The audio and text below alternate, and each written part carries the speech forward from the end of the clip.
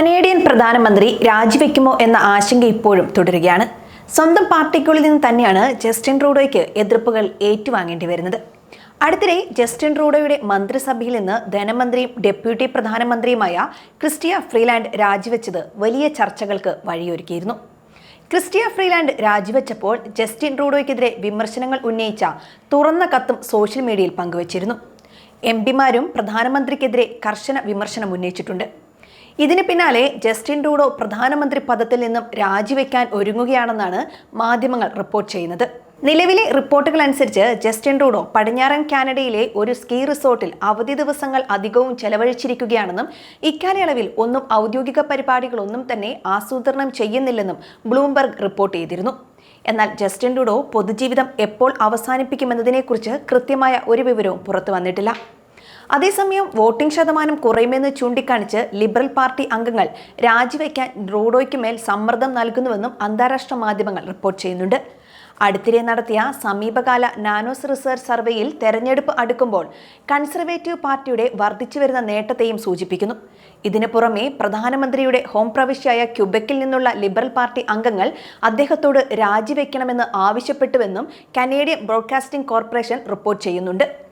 അതോടൊപ്പം അമേരിക്കൻ പ്രസിഡന്റായി Donald Trump അധികാരമേൽക്കുമ്പോൾ കാനഡയുടെ പ്രധാനമന്ത്രി ജസ്റ്റിൻ ട്രൂഡോ തുടരുന്നതിൽ അർത്ഥമില്ലെന്നാണ് വിമർശകർ ചൂണ്ടിക്കാണിക്കുന്നത്. ഇന്ത്യയും കാനഡയും തമ്മിൽ നയതന്ത്ര ബന്ധം വഷളായതിനു പിന്നാലെ ട്രൂഡോയ്ക്ക് ജനപിന്തുണയും നഷ്ടമായിരുന്നു. ഇതിന് പിന്നാലെ അമേരിക്കൻ പ്രസിഡന്റായി ട്രംപ് അധികാരത്തിലെത്തിയതും ട്രൂഡോയ്ക്ക് കനത്ത പ്രഹരമാണ് ഏൽപ്പിച്ചത്. പിന്നാലെ ട്രംപ് കാനഡയുടെ ഗവർണർ എന്ന് ട്രൂഡോയെ വിശേഷിപ്പിച്ചതും വലിയ ചർച്ചയായിരുന്നു. കൂടാതെ കാനഡയിൽ നിന്ന് യുഎസിലേക്കുള്ള അനധികൃത കുടിയേറ്റവും ലഹരിക്കടത്തും അവസാനിപ്പിച്ചില്ലെങ്കിൽ കാനഡയ്ക്ക് മേൽ 20% തീരുവ ചുമത്തുമെന്ന് ട്രംപ് തുറന്നടിച്ചിരുന്നു. ഈ പ്രശ്നം പരിഹരിക്കാൻ രാജ്യത്ത് കൃത്യമായ സാമ്പത്തിക ആസൂത്രണം ആവശ്യമാണെന്ന് ക്രിസ്റ്റിയ ഫ്രീലാൻഡ് നേരത്തെ തന്നെ സൂചിപ്പിക്കുകയും ചെയ്തു. ട്രൂഡോ രാജിവെച്ചാൽ ഇന്ത്യക്ക് ഗുണകരമാകുമോ എന്നതാണ് ഇപ്പോൾ ഇന്ത്യൻ വിദ്യാർത്ഥികൾ ചർച്ച ചെയ്യുന്നത്. കുടിയേറ്റ നിയന്ത്രണം അടക്കം ജസ്റ്റിൻ ട്രൂഡോ കൊണ്ടുവന്ന മാറ്റങ്ങൾ ഇന്ത്യൻ വിദ്യാർത്ഥികൾക്ക് വലിയ തലവേദനയാണ് സൃഷ്ടിച്ചത്. കുടിയേറ്റ നിയന്ത്രണം ഏർപ്പെടുത്തിയതോടെ ഇന്ത്യൻ വിദ്യാർത്ഥികൾക്ക് PR അടക്കമുള്ള സ്വപ്നങ്ങൾക്ക് വലിയ ആഘാതമായിരുന്നു ഇത്. അതുപോലെ തന്നെ ഇമിഗ്രേഷൻ ബോർഡർ കൺട്രോൾ നയത്തിൽ കാര്യമായ മാറ്റവും കാനഡ കൊണ്ടുവന്നിരുന്നു. കനേഡിയൻ ഗവൺമെന്റ് രാജ്യത്തിന്റെ അതിർത്തികൾ ഫാക്ട് ഫോളിംഗ് അവസാനിപ്പിക്കുകയും ചെയ്തു. ഇത് വിദേശ വിദ്യാർത്ഥികളുടെ വർക്ക് പെർമിറ്റ് എന്ന സ്വപ്നത്തിന് വലിയ തിരിച്ചടി സമ്മാനിച്ചു. കാനഡയിൽ പഠിക്കുന്ന ഇന്ത്യൻ വിദ്യാർത്ഥികളോട് സ്റ്റഡി പെർമിറ്റുകൾ, വിസകൾ, വിദ്യാഭ്യാസ രേഖകൾ തുടങ്ങിയ രേഖകൾ വീണ്ടും സമർപ്പിക്കാൻ കാനഡ നിർദ്ദേശം നൽകിയിരുന്നു. ഇത് വിദ്യാർത്ഥികൾക്കിടയിൽ ആശങ്ക ഉയർത്താൻ കാരണമായിരുന്നു. കഴിഞ്ഞ മാസം കാനഡ അതിന്റെ ജനപ്രിയ സ്റ്റുഡന്റ് ഡയറക്ട് സ്ട്രീം പ്രോഗ്രാം താൽക്കാലികമായി അവസാനിപ്പിക്കുകയും ചെയ്തു. കൂടാതെ കാനഡയിലെ റെസിഡന്റ് പ്രോഗ്രാമുകൾക്കുള്ള അപേക്ഷാ ഫീസ് വർദ്ധിപ്പിച്ചുവെന്നും റിപ്പോർട്ടുകൾ പുറത്തു വന്നിരുന്നു.